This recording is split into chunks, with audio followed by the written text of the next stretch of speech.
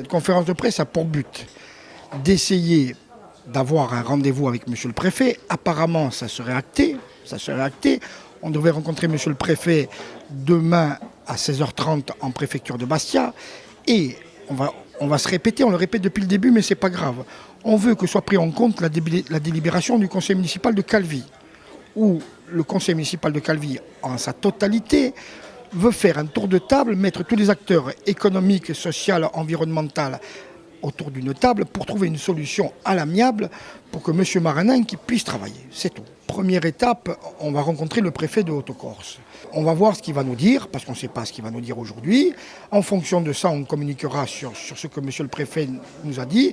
Mais bien évidemment que nous espérons avoir une réunion ou un rendez-vous avec Madame la préfète.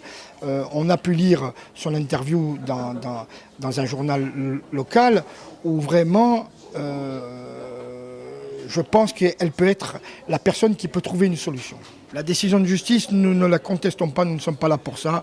Elle a été actée, M. Maranin qui l'a enregistrée, il ne la conteste pas. Simplement, nous pensons, parce que nous avons plusieurs exemples en Corse, que le conservatoire comme l'État, quand ils veulent, ils peuvent aménager une solution pour que les gens puissent travailler. C'est que ça qui nous intéresse. Est-ce qu'il y a eu des propositions financières pour faire partir Franck Maranin ? Pour l'instant, la seule proposition qu'il y a eu du conservatoire, elle est anecdotique. Il lui en donnerait 5 000 €. Donc vous pensez bien que je ne pense pas que ça va le convenir, mais l'argent est important si vous voulez. Mais le travail est plus important que ça. Lui, il veut simplement un outil de travail pour travailler.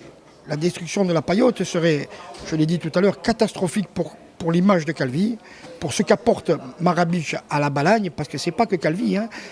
Franck a une clientèle qui lui est fidèle, qui l'adore, et ça serait vraiment catastrophique pour l'économie calvaise. Catastrophique pour lui, ses employés et ses fournisseurs, et la ville de Calvi.